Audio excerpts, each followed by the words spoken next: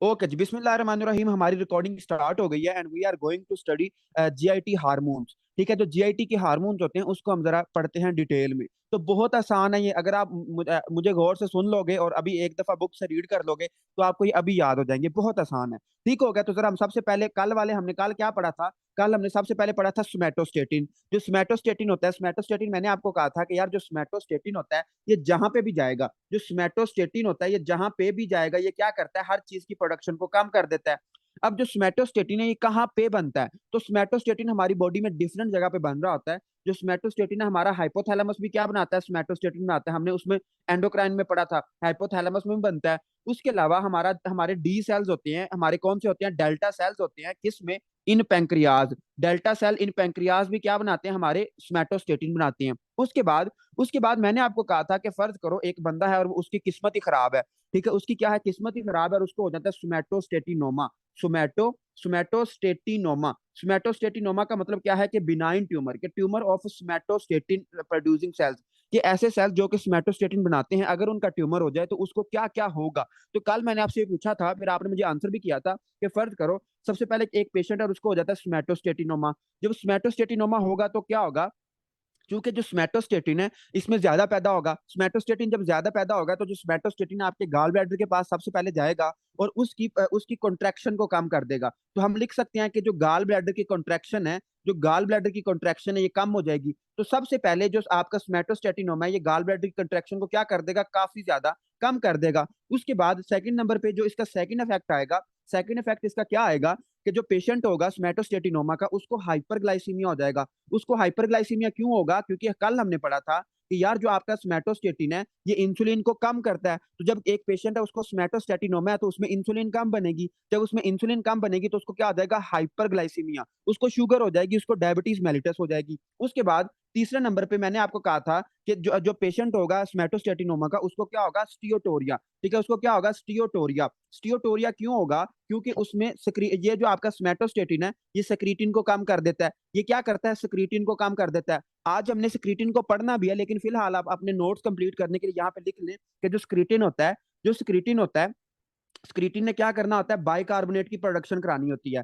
Pancreatic bicarbonate की क्या करानी होती है? प्रोडक्शन करानी होती है। पैंक्रियाज से बाइकार्बोनेट को क्या करना होता है? प्रोड्यूस करना होता है, ताकि जो हमारा एसिड से खाना आ रहा है उसको, उसकी पीएच को क्या किया जा सके? उसकी पीएच को मेंटेन किया जा सके, उसकी पीएच को नॉर्मल की तरफ किया जा सके। मतलब कि देखें, हमारी स्टमक में फुल एसिडिक खाना हमारी ड्यूडनम में जाता है।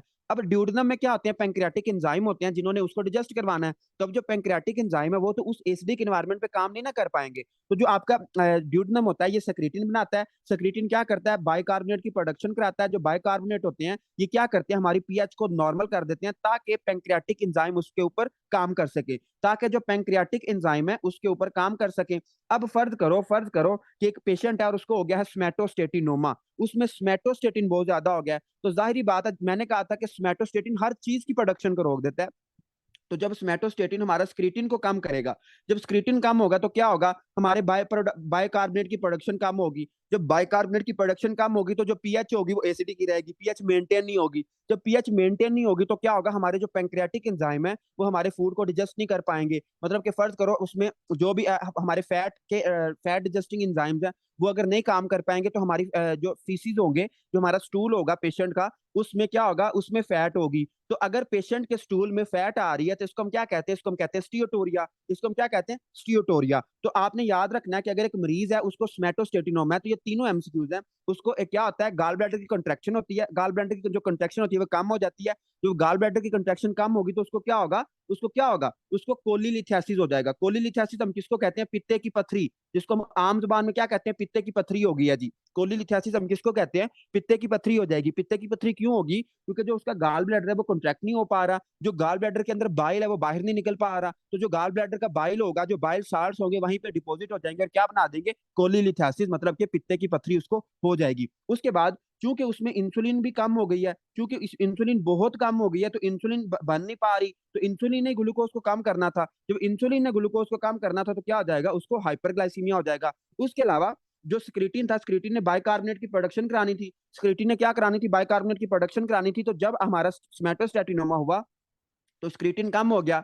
जब स्क्रीटिन कम हुआ तो क्या हुआ, पीएच मेंटेन नहीं हो पाई और जो हमारे पैंक्रियाज के एंजाइम थे वो काम नहीं कर पाए और पेशेंट को क्या हो गया, पेशेंट को क्या हो गया, स्टियोटोरिया। स्टियोटोरिया हम किसको कहते हैं, अगर हमारी जो फैट आ रही हो स्टूल में तो इसको हम कहते हैं स्टियोटोरिया। इसको हम क्या कहते हैं, स्टियोटोरिया कहते हैं। तो जरा मुझे शाबाश एक दफा सारे लावे बता दें कि ये तीनों एमसीक्यूज आपको समझ आ गए हैं। ये यूवर्ल्ड का क्वेश्चन है और आपको ये आना चाहिए। जब गाल ब्लैडर की कंट्रैक्शन कम होगी तो उसकी वजह से भी तो स्टियोटेरिया हो सकता है जी, ऑफ कोर्स उसकी वजह से भी हो सकता है। गाल ब्लैडर की कंट्रैक्शन की वजह से बाइल नहीं आएगा, जब बाइल नहीं आएगा तो उससे भी स्टियोटोरिया होगा, लेकिन इसका जो मेन रीजन है वो स्क्रीटिन कम हो जाता है इसमें।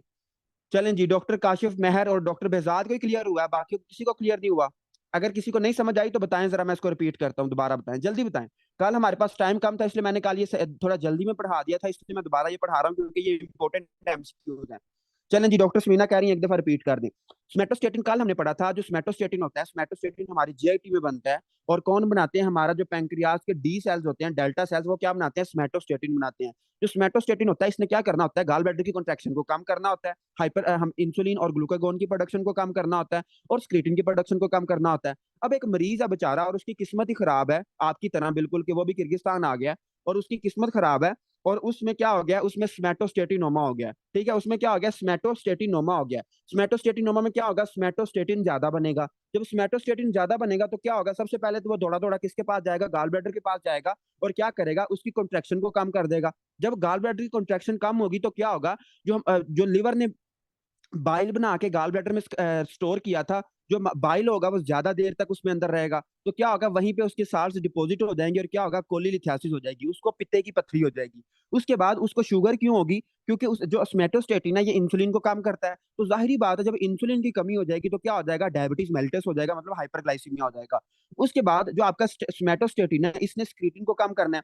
जब ये स्क्रीटिन को कम करेगा तो क्या होगा, स्क्रीटिन को जब ये कम करेगा तो क्या होगा, बाइकार्बोनेट की प्रोडक्शन भी कम हो जाएगी। जब बाइकार्बोनेट की प्रोडक्शन कम होगी तो पीएच मेंटेन नहीं रहेगी। जब पीएच मेंटेन नहीं रहेगी तो क्या होगा, हमारे जो पैंक्रियाटिक एंजाइम थे वो काम नहीं कर पाएंगे और क्या होगा कि स्टियोटेरिया स्टार्ट हो जाएगा, मतलब कि पेशेंट की जो स्टूल होगा उसमें क्या आना शुरू हो जाएगा, उसमें फैट आना शुरू हो जाएगी, उसको हम कहते हैं स्टियोटोरिया। ठीक हो गया। उसके बाद मैंने आपको एक दूसरा एमसीक्यू बताया था कि एक पेशेंट है, मुझे जरा आप ही बता दें, अब क्या मैं दोबारा इसको बताऊं, जरा जरा मुझे बताना शाबाश, कि एक मरीज है और उसको पित्ते की पथरी है और एक और मरीज है उसको पित्ते की इन्फ्लेमेशन है, मतलब कि गाल ब्लैडर इन्फ्लेमेशन है, उसको सिस्टाइटिस वो है, इन्फ्लेमेशन है। तो मुझे जरा शाबाश जल्दी से बताना कि जब वो फैटी फूड खाता है तो उसको पेन क्यों होती है, किस हार्मोन की वजह से, या कौन सी ऐसी चीज है जिसकी उसको पेन होना स्टार्ट हो जाती है। जी doctor Khizar, doctor Behzad, doctor Laiba तकरीबन सारे सही बता रहे हैं।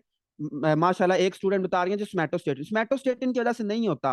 देखिए, जब मैंने कल भी आपको बताया था कि जब हम फैटी फूड खाते हैं, ये एमसीक्यूज है बहुत इंपॉर्टेंट। जब हम फैटी फूड खाते हैं, ठीक है, जब हम क्या खाते हैं, फैटी फूड, ठीक है, जब हम मतलब पाए खाते हैं या डिफरेंट फैट्स खाते हैं तो फैट से क्या होगा, ठीक है, फैट से क्या होगा, जब हम फैटी फूड खाएंगे तो हमारा क्या होगा, मैंने कल आपको मिसाल भी दी थी कि जब आपके मैस में पाए आ जाएं, ठीक है, तो जब पाए आप खाते हो तो पाए क्या रिलीज करवाते हैं, पाए आपके एक हार्मोन रिलीज करवाते हैं, उसको हम कहते हैं कोलिसिस्टोकाइनिन, कोलिसिस्टोकाइनिन। अब जो कोलिसिस्टोकाइनिन है, जो कोलिसिस्टोकाइनिन है, इसने क्या करानी थी, इसने गाल ब्लैडर की, इसने क्या करानी थी, गाल ब्लैडर की कॉन्ट्रैक्शन करानी थी, गाल ब्लैडर की क्या करानी थी, कॉन्ट्रैक्शन करानी थी। अब आपने क्या किया, आप पहले ही पित्ते के मरीज हो, मतलब आपके पित्ते के पथरी है या आपको कोई और मसला है, तो आपने ऊपर से खा लिए पाए या आपने कोई ऐसी फैटी फूड खा लिया तो उससे क्या हुआ, आपका कोलिसिस्टोकाइनिन रिलीज हुआ। कोलिसिस्टोकाइनिन जब रिलीज हुआ तो आपका पित्ता जो था, जो आपका गाल ब्लैडर था, वो तो कॉन्ट्रैक्ट होगा ही होगा।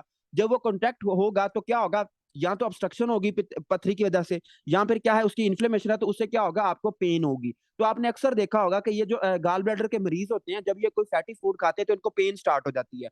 पेन की वजह यही होती है, it is due to cholecystokinin, cholecystokinin, ये एमसीक्यूज है बहुत इंपॉर्टेंट। और माशाल्लाह एक हमारे पार्टिसिपेंट हैं जी आईफोन के नाम से, डॉक्टर आईफोन, जो आप जो भी हैं आप अपना काइंडली ओरिजिनल नाम लिख लें वरना मुझे मजबूरन आपको रिमूव करना पड़ेगा। ठीक है, तो आप अपने ओरिजिनल नाम रख लें। ओके जी, हम आगे चलते हैं जरा। और अब हम जी इसकी जो पेन होती है वो राइट शोल्डर की तरफ रेडिएट करती है। हम आगे जाके पढ़ेंगे भी कि ये जो आपका कोलिसिस्टाइटिस होता है या आपका कोलिलिथाइसिस होता है, इसकी पेन आपकी कहाँ पे महसूस होती है, मैं आगे जाके आपको पढ़ाऊंगा।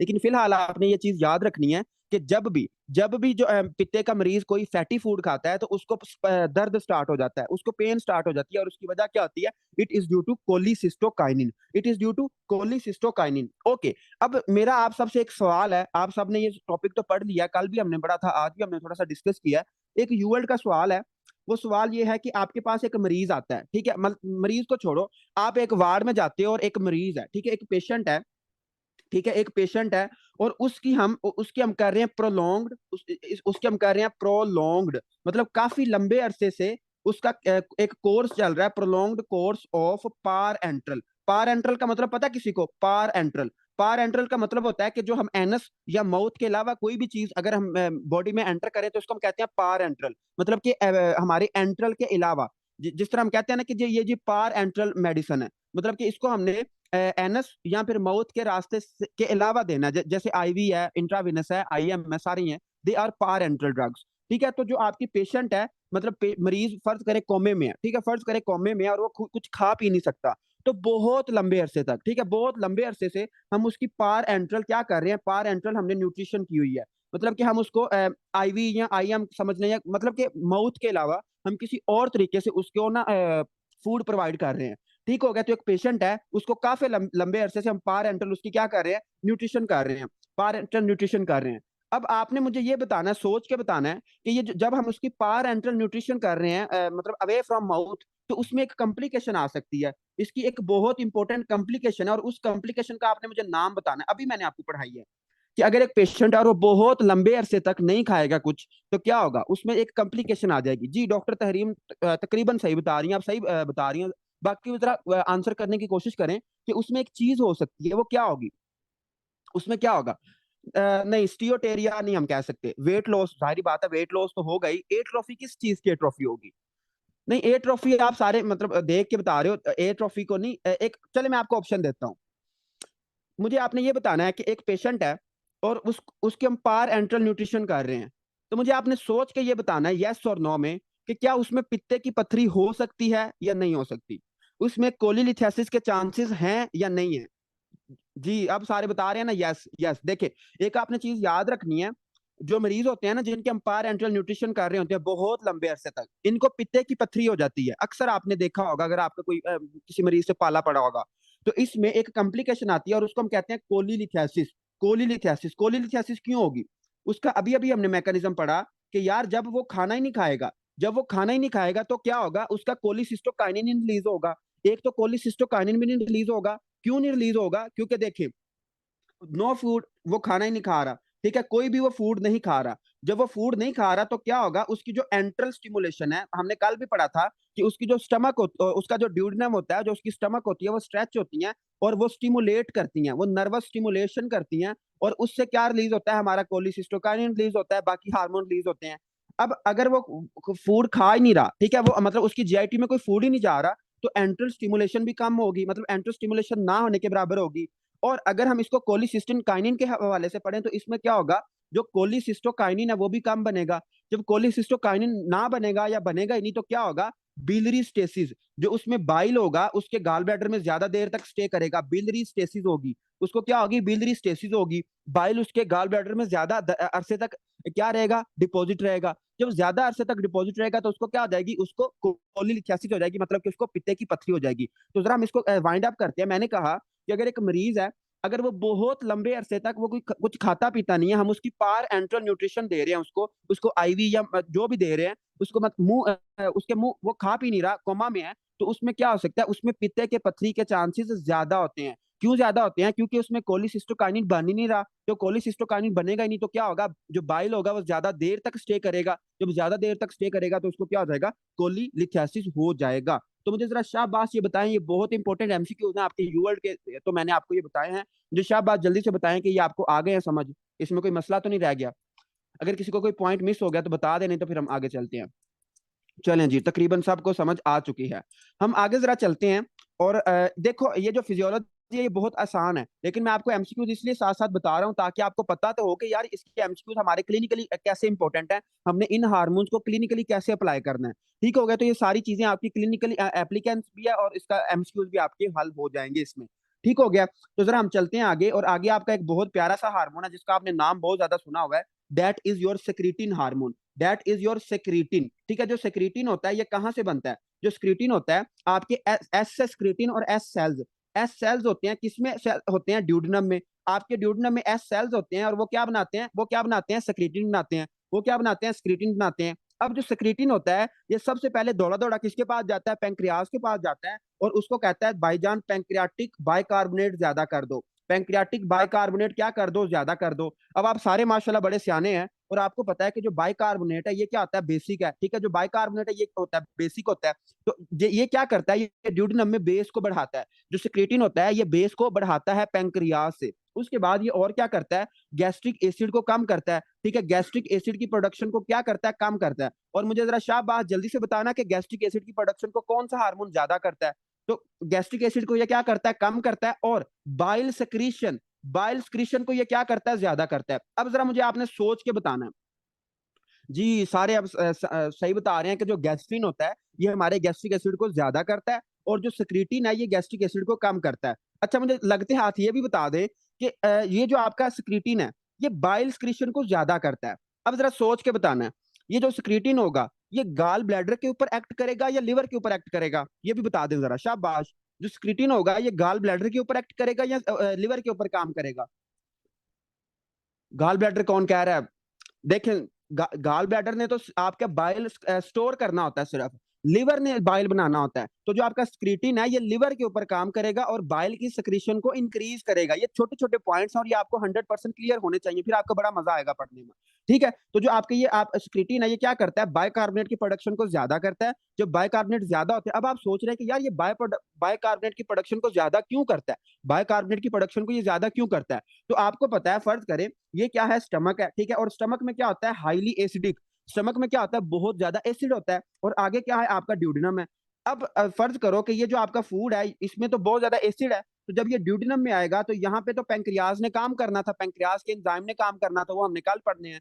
तो पेंक्रियाज के तो काम ही नहीं कर पाएंगे, तो क्या होता है, अल्लाह ताला ने हमारे जिस्म में स्क्रीटिन रखा, स्क्रीटिन क्या करता है, बाइकार्बोनेट रिलीज करवाता है पेंक्रियाज से, ताकि बाइकार्बोनेट ड्यूडेनम में आए और जो हमारा पीछे से एसिड आ रहा है उसको न्यूट्रलाइज कर सके।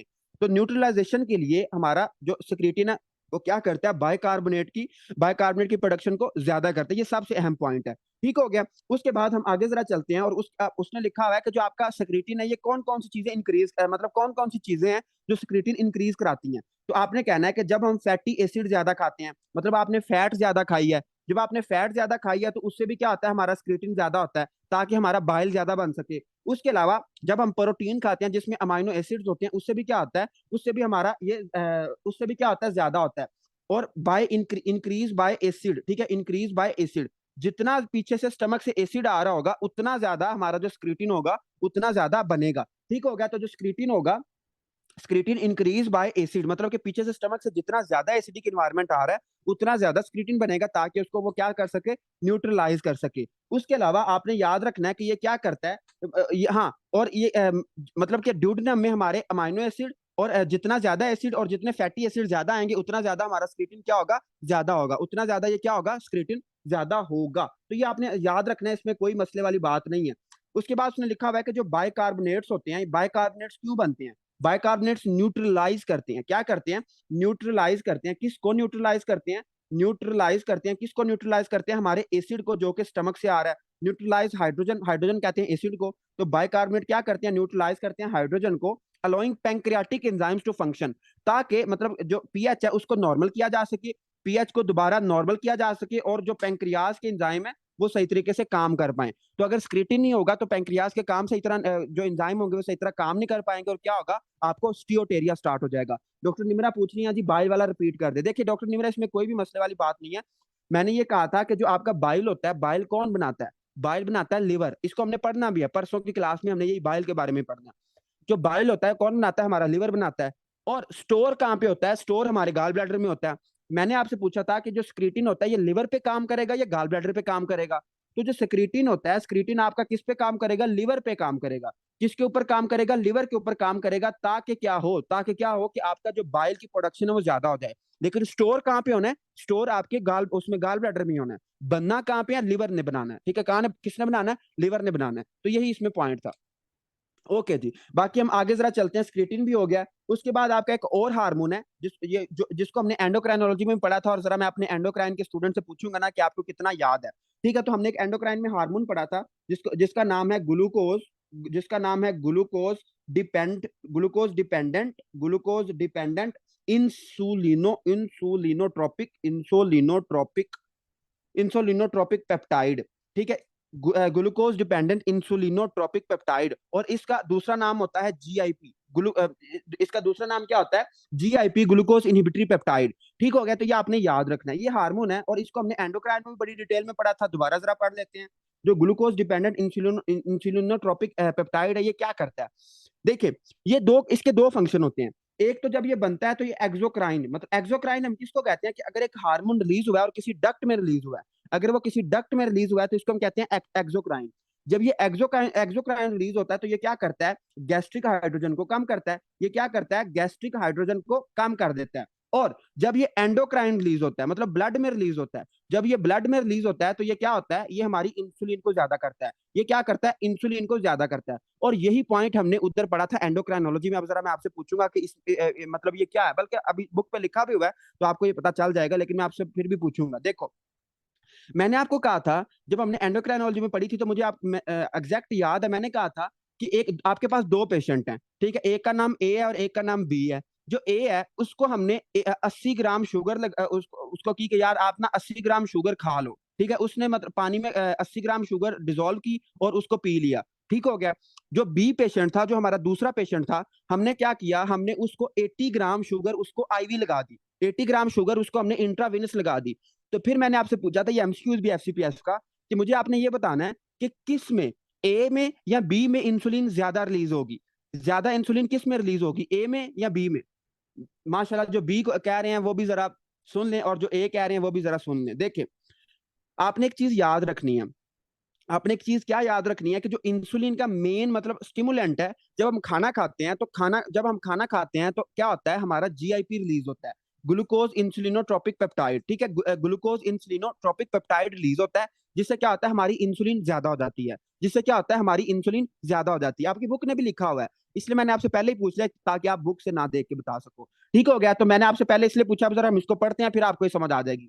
जो हमारा जीआईपी है, ये क्या करता है? जब ये एक्सोक्राइन रिलीज होता है तो गैस्ट्रिक हाइड्रोजन को कम करता है, और जब ये एंडोक्राइन में रिलीज होता है, मतलब ब्लड में रिलीज होता है, तो ये क्या करता है? इंसुलिन को ज्यादा करता है। इंसुलिन को ये क्या करता है? ज्यादा करता है। अब कौन सी चीजें इसकी प्रोडक्शन को इंक्रीज करती हैं? तो माशाल्लाह, जब आप फैट खाते हो उसमें फैटी एसिड्स होते हैं, तो जब आप फैटी एसिड्स खाते हो तो उसमें उससे क्या होता है? जीआईपी ज्यादा हो जाता है। उसके बाद जब आप अमाइनो एसिड्स खाते हो, मतलब प्रोटीन्स खाते हो, तो उससे क्या होता है? आपका जीआईपी इंक्रीज हो जाता है। या फिर आप खाते हो ओरल ग्लूकोज, मतलब कि आप कोई मीठी चीज खाते हो, ठीक है, बहुत लोगों को मीठा पसंद होता है।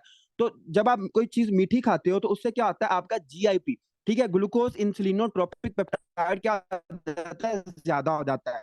ठीक है? तो ये सारी चीजें क्या कराती हैं? हमारे जीआईपी को ज्यादा कराती हैं। ये सारी चीजें क्या करती हैं? हमारे जीआईपी को ज्यादा करती हैं। अब उसने लिखा हुआ है कि जो oral glucose load leads to increase insulin compare to IV. इसको जरा समझ रहे, इंपॉर्टेंट एमसीक्यूज है। जब हम एक मरीज को ओरली देते हैं, ठीक है, जब हम क्या देते हैं? ओरल ग्लूकोज देते हैं। हमने उसको कहा कि यार आपने ना 80 ग्राम शुगर को ना पानी में डिजोल्व करना है और पी लेना है, ठीक है। जब उसने ओरली ग्लूकोज लिया तो उससे क्या होगा? जो ग्लूकोज होगा उसके ड्यूडनम में जाएगा, ठीक है, ग्लूकोज उसके क्या जाएगा? ड्यूडनम में, जूजनम में जाएगा, और वहां पे के सेल्स पड़े हुए, और के सेल्स क्या पैदा कराएंगे? जीआईपी पैदा कराएंगे। अब जो ओरल ग्लूकोज होगा ये क्या करेगा? जीआईपी को इंक्रीज करा देगा, जीआईपी को इंक्रीज करा देगा। जब जीआईपी इंक्रीज होगा तो क्या होगा? हमारी इंसुलिन ज्यादा बनेगी, ठीक है, हमारी इंसुलिन क्या बनेगी? ज्यादा बनेगी, और ताकि ग्लूकोज को कंट्रोल किया जा सके। ओके। अब एक और पेशेंट है, और उसको आपने क्या, ये तो ए पेशेंट जिसको मैंने कहा था कि ए पेशेंट है। फिर मैंने कहा था कि एक बी पेशेंट है, एक और पेशेंट है, और उसको आप देते हो आईवी ग्लूकोज, ठीक है, आपको उसको भी आप 80 ग्राम ग्लूकोज ही देते हो, उसको भी आप 80 ग्राम ग्लूकोज ही देते हो, लेकिन आप उसको इंजेक्शन लगा देते हो, आईवी ग्लूकोज दे देते हो। जब आप उसको आईवी ग्लूकोज देते हो तो मुझे आपने सोच के बताना है कि जब आप उसको आईवी ग्लूकोज दोगे तो क्या जो आईवी ग्लूकोज होगा वो जीआईपी इंक्रीज कराएगा या नहीं कराएगा? क्या आईवी ग्लूकोज जीआईपी इंक्रीज कराएगा या नहीं कराएगा? ऑफ कोर्स सी बात है, नहीं कराएगा। जब वो नहीं कराएगा तो नो जीआईपी, जीआईपी तो आपका बनेगा ही नहीं। तो मुझे आपने सोच के ये बताना है कि क्या इसमें इंसुलिन ओरल ग्लूकोज के मुकाबले में कम बनेगी, बराबर बनेगी, या ज्यादा बनेगी? इसमें इंसुलिन ओरल के मुकाबले में कम बनेगी, बराबर, या ज्यादा बनेगी? जी, सारे बता रहे हैं कि इसमें क्या होगा? इसमें जो इंसुलिन होगी वो एज कंपेयर टू कम बनेगी, बनेगी तो सही, लेकिन क्या बनेगी? लो इंसुलिन, मतलब इंसुलिन ओरल के मुकाबले में कम बनेगी। तो ये बहुत इंपॉर्टेंट एमसीक्यूज है, ये आपकी एंडोक्राइनोलॉजी में भी लिखा हुआ है, जीआईटी में भी लिखा हुआ है और आपके एफसीपीएस पार्ट 1 की ये बुक्स में काफी दफा ये रिपीट हुआ है एमसीक्यूज।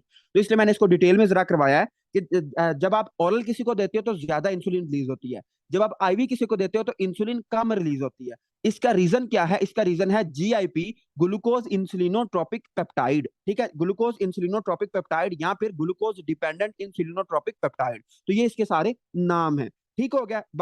आई होप कि आपको ये समझ आ चुकी है। मुझे जरा शाह जल्दी से बताया कि स्क्रीटिन और ग्लूको जीआईपी दोनों की समझ आ गई है? कोई मसला तो नहीं रह गया इसमें? फिर हम जरा आगे चलें। बड़ा आज आसान है और इसको मैं कोशिश ये कर रहा हूँ कि आपको एमसीक्यूज इनके समझ आ जाए कि आपसे एमसीक्यूज किस तरह पूछा जाएगा। ठीक हो गया? बाकी बिल्कुल सीधी सीधी बातें हैं ये। ओके जी, हम आगे जरा चलते हैं और आगे है जी आपका मोटिलिन। ठीक है, आपका आगे एक हार्मोन है जो कि आपके इसका नाम आपने इतना ज्यादा नहीं सुना होगा, इट इज मोटिलिन। ठीक है, तो मोटिलिन आपको एम एम से स्टार्ट हो रहा है तो मतलब मोटर है, मतलब ये कोई चीज को मूव करवाएगा, ये मोटिलिटी को ज्यादा करेगा। ठीक हो गया? तो जो मोटिलिन है, ये मोटिलिन कहाँ पे बनता है? हमारी जो छोटी आंत है स्मॉल इंटेस्टाइन, वहां पे ये बनता है। स्मॉल इंटेस्टाइन में क्या बनता है? हमारा मोटिलिन बनता है। स्मॉल इंटेस्टाइन में क्या बनता है? मोटिलिन बनता है। और ये क्या करता है? Produce migrating motor complexes. ये क्या करता है? माइग्रेटिंग। ये क्या करता है? Migrating motor complexes. मतलब कि ये ऐसे कम्प्लेक्सेस बनवाएगा जो कि क्या होंगे? मोटर कम्प्लेक्सेस होंगे, मतलब कि जो मोटिलिटी को इंक्रीज कराएंगे। और increase in fasting state, increase in fasting state. जब आप माशाल्लाह रोजा रख लेते हो या आप कुछ खाते पीते नहीं हो तो तब आपका एक हार्मोन रिलीज होता है, उसको हम कहते हैं मोटिलिन, जो कि कब रिलीज होता है? Increase in fasting state, increase in fasting state. ठीक है, फास्टिंग स्टेट में क्या होता है? ये ज्यादा होता है। उसके बाद उसने लिखा हुआ है कि मोटिलिन रिसेप्टर एगोनिस्ट, मतलब कि अगर आप इसके रिसेप्टर का एगोनिस्ट दे दोगे, इसके रिसेप्टर को स्टिमुलर दोगे, मतलब कि ऐसी चीज जो इसके रिसेप्टर को स्टिमुलेट करेगी, तो रिसेप्टर एगोनिस्ट दोगे, जिसमें उसने लिखा हुआ है एरिथ्रोमाइसिन। ठीक है, उसमें लिखा हुआ है एरिथ्रोमाइसिन। जो अरिथ्रोमाइसिन होती है, अरिथ्रोमाइसिन क्या करती है? इसके रिसेप्टर का क्या है? एगोनिस्ट है। जब आप अरिथ्रोमाइसिन दोगे तो क्या होगा? इसके रिसेप्टर एक्टिवेट होंगे और क्या होगा? आपको मतलब जो पेशेंट होगा उसकी पेरिस्टाल्सिस इंक्रीज हो जाएगी। सिर्फ इतना आपने याद रखना है कि ये क्या करता है? मोटिलिटी को इंक्रीज करता है। तो ये जब आप अरिथ्रोमाइसिन दोगे तो अरिथ्रोमाइसिन से क्या होगा? उसकी पेरिस्टाल्सिस, पेरिस्टाल्सिस क्या हो जाएगी? पेरिस्टाल्सिस ज्यादा हो जाएगी। तो सिर्फ आपने ये याद रखना है कि जो मोटिलिन होता है, एम से मोटिलिन और एम से मोटिलिटी, ये क्या करता है? मोटिलिटी को ज्यादा करता है। ये क्या करता है? मोटिलिटी को ज्यादा करता है। बाकी इसमें कोई खास बात नहीं है। लेकिन आगे आपके एक अहम बंदा आ गया जिसको हम कहते हैं वीआईपी। ठीक है, very important person. Very important person नहीं है ये वेरी इंपॉर्टेंट पर्सन नहीं है। It is vasoactive intestinal peptide. Vasoactive intestinal peptide. ठीक है, तो इसका पूरा नाम क्या होता है? Vasoactive intestinal peptide. और इसको आपने शॉर्ट फॉर्म में कैसे याद रखना है? वीआईपी। ये बड़ा वीआईपी सा बंदा है। ठीक है, वीआईपी बंदा कैसे है? देखिए, इसको जरा गौर करें कि जो आप जो स्फिंक्टर्स होते हैं, ठीक है, जो जीआईटी में क्या होते हैं? स्फिंक्टर्स होते हैं, उनके अंदर जो गैंग्लियाज होते हैं, ठीक है, स्फिंक्टर्स गैंग्लिया।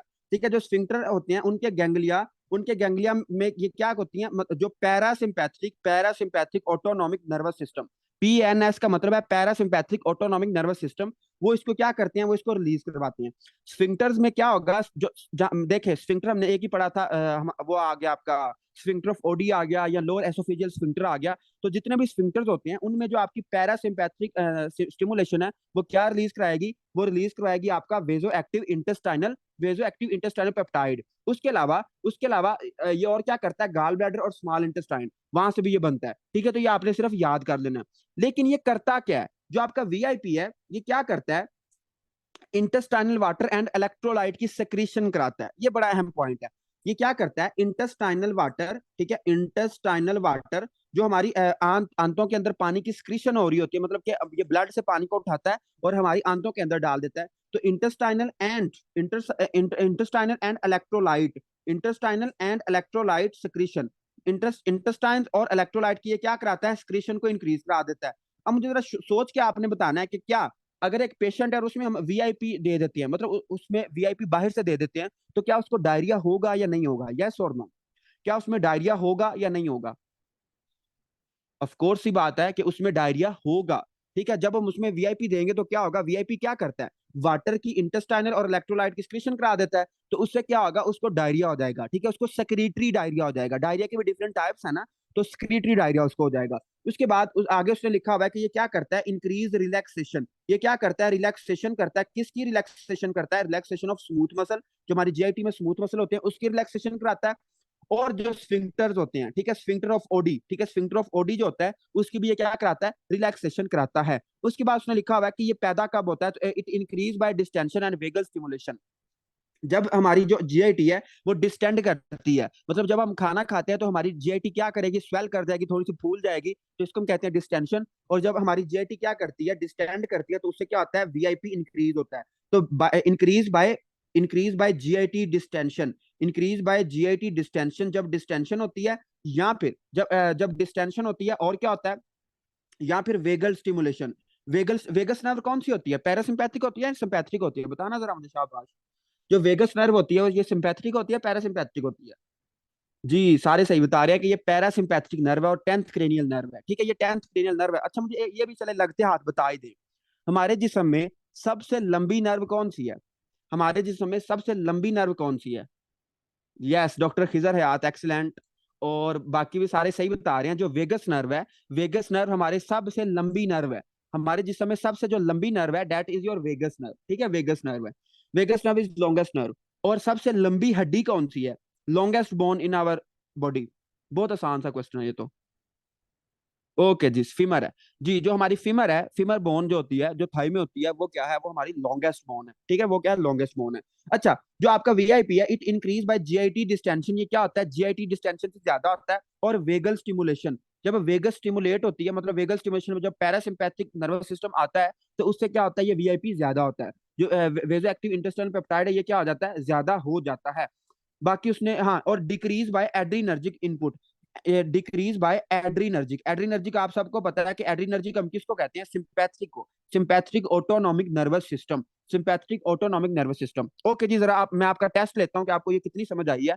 मुझे आपने ये बताना है कि एक पेशेंट है और उसके पीछे कुत्ता लग गया, ठीक है, उसके पीछे एक काफी बड़ा कुत्ता लग गया।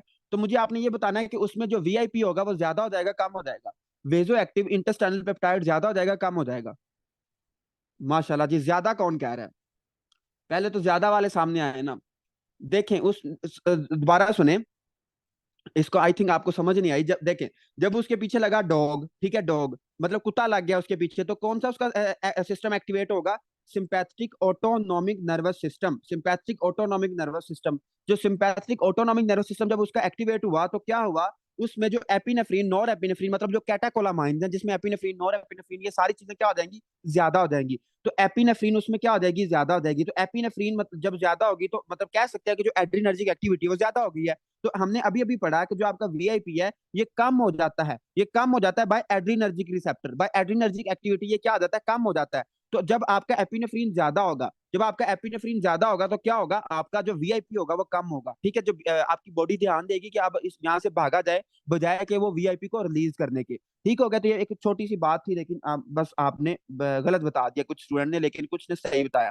अच्छा, अब जरा आपका इम्तिहान लेता हूं मैं, और जरा ये बड़ा इंपॉर्टेंट एमसीक्यू है और आपकी बुक ने भी लिखा हुआ है ये, उसमें यू वर्ल्ड का इसके ऊपर पूरा एक क्वेश्चन है कि वीआईपी ओमा, फर्ज करो एक पेशेंट है और उसकी और ज्यादा किस्मत खराब है और उसको हो जाता है tumour of VIP producing sales. जो वेजो एक्टिव इंटेस्टाइनल पेप्टाइड के सेल्स हैं, इनका हो जाता है ट्यूमर, इनका क्या हो जाता है, ट्यूमर हो जाता है। तो आपकी आपकी बुक ने लिखा हुआ है it is non alpha non beta islet tumour. आपको पता है कि हमारे पेंक्रियाज में क्या होते हैं, आइसलेट सेल्स होते हैं, ठीक है, कौन से सेल्स होते हैं, आइसलेट आइसलेट सेल्स होते हैं। इसमें होता क्या है, इसमें होता क्या है कि ना आपके अल्फा का कोई ट्यूमर होता है, ना बीटा का ट्यूमर होता है, non alpha non beta tumour, मतलब कि ना कोई बीटा का ट्यूमर बनता है ना अल्फा का ट्यूमर बनता है।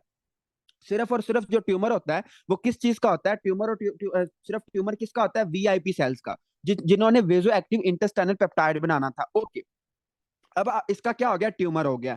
अब जाहिर बात है कि जब इसका ट्यूमर होगा तो जो पेशेंट होगा उसमें वीआईपी बहुत ज्यादा हो जाएगा, उसमें वीआईपी क्या हो जाएगा, बहुत ज्यादा हो जाएगा। जब उसमें वीआईपी बहुत ज्यादा होगा तो उसमें बड़े मसाइल का सामना उसको करना पड़ेगा। कौन कौन से मसाइल का सामना करना पड़ेगा, अभी हमने पढ़ा कि यार जो हमारा वीआईपी होता है ना, ये क्या करता है, जो वीआईपी होता है ये इंटेस्टाइन की वाटर को स्क्रीट कराता है, मतलब हमें डायरिया कॉज कराता है। तो जाहिर बात है जब वीआईपी ज्यादा होगा तो पेशेंट को क्या होगा, पेशेंट को वाटरी डायरिया होगा, पेशेंट को क्या होगा, वाटरी डायरिया, ठीक है, उसके सारे नाके खुल जाएंगे, मतलब कि उसको वाटरी डायरिया होगा, उसको क्या होगा, वाटरी डायरिया होगा, डिस्चार्ज नहीं, वाटरी डायरिया होगा, ठीक है, वाटरी डायरिया होगा। उसके अलावा उसमें चूंकि ये जो आपका वीआईपी है ये क्या करता है, ये इलेक्ट्रोलाइट की स्क्रीशन कराता है, इलेक्ट्रोलाइट को सक्रीट कराता है। तो जाहिर बात है उसमें जो पोटाशियम होगा वो भी लॉस करेगा, ठीक है, जब उसमें पोटाशियम लॉस होगा तो उसको क्या होगा, हाइपोकलीमिया, उसको क्या होगा, हाइपोकलीमिया होगा। उसको क्या होगा जी, हाइपोकलीमिया होगा। ये भी आपको बात समझ आ गई। उसके बाद अब जरा मुझे आपने सोच के एक बात बतानी है कि जब उसको वीआईपी ओमा हुआ, ठीक है, जब उसको वीआईपी ओमा हुआ तो क्या हुआ, उसमें ए क्लोराइडिया हो गया। उसमें क्या हो गया, एक ए क्लोराइडिया। ए क्लोराइडिया हम किसको कहते हैं, ए क्लोराइडिया मतलब कि जो उसमें HCl है वो कम हो गया, जो उसमें HCl है वो कम हो गया। ये आपने मुझे बताना है कि उसमें HCl कम क्यों हो गया। एक पेशेंट है और उसको वीआईपी ओमा हो गया। जब उसको वीआईपी ओमा हो गया तो उसमें ए क्लोराइडिया क्यों होगा, उसमें अपना HCl कम क्यों हो गया, नहीं हाइड्रोजन लॉस नहीं है इसका आंसर। सोचे सोचे जरा, मैंने आपको कल भी पढ़ाया था, आज भी पढ़ाया है। तो जरा सोच सोच के मुझे आपने बताना है कि इसमें ए क्लोरेडिया जो HCl है वो कम क्यों हो गया, जो HCl है वो कम क्यों हो गया है, सोचें जरा, फिर मैं आपसे बाद में पूछता हूँ। वेगल डिस्चार्ज, नहीं नहीं ये भी नहीं है इसका, वेगल डिस्चार्ज भी बड़ा आसान सा आंसर है, लेकिन आपको समझ नहीं आ रही कि हम कहाँ से इसको जरा देखें। चलें जी, आप जरा ऊपर नीचे घुमा लें नजरें, शायद ऊपर आपको पहले टॉपिक में मिल जाए आंसर इसका, शायद गैस्ट्रिन में मिल जाए, स्क्रीटिन में मिल जाए, या किसी और चीज में मिल जाए। हाइपोक्लेमिया क्यों होगा, देखें हाइपोक्लेमिया इसी वजह से होगा कि चूंकि इसमें इलेक्ट्रोलाइट जो है, जो इलेक्ट्रोलाइट्स हैं वो सेक्रीट हो रहे हैं, इलेक्ट्रोलाइट्स बाहर जाया हो रहे हैं। तो जब इलेक्ट्रोलाइट्स बाहर जाया हो रहे हैं तो क्या होगा, पोटाशियम लॉस होगा, और पोटाशियम लॉस होने की वजह से ब्लड में कमी हो जाएगी पोटाशियम की, और क्या होगा, हाइपोक्लेमिया हो जाएगा। जी सारे वेगल स्टिमुलेशन बता रहे हैं, वेगल स्टिमुलेशन नहीं है इसका आंसर। सोच के मुझे जरा आपने बताना है कि इसमें ए क्लोरेडिया क्यों होगा, फिर मैं आपको एंड पे बताऊंगा, ठीक है। ए क्लोरेडिया इसमें क्यों होगा, क्योंकि इसमें जो HCl है वो कम क्यों हो रहा है, सोच के बताना है, ठीक हो गया। बाकी जरा हम बाद में इसकी बात करते हैं, तुक्के नहीं मारने, अगर आपको वाकई आंसर पता है तो बताना, नहीं तो कोई मसले वाली बात नहीं, मैं आपको बता दूंगा। गैस्ट्रिक हाइड्रोजन क्रिएशन, जी डॉक्टर हसन ने सही बताया है। डॉक्टर हसन बिल्कुल सही बता रहे हैं कि जो इसका आंसर है, लेकिन डॉक्टर हसन आप मुझे इसका रीजन भी बताएं कि आपको कैसे पता चला कि इसका ये आंसर है। बाकी किसी ने भी अभी तक आंसर नहीं बताया, सिर्फ डॉक्टर हसन बता रहे हैं कि इसमें एक चीज कम हो जाती है, और उसके कम होने की वजह से HCl भी कम हो जाता है। चलें देख लें, बुक से देख लें, और फिर शायद आपको समझ आ जाए।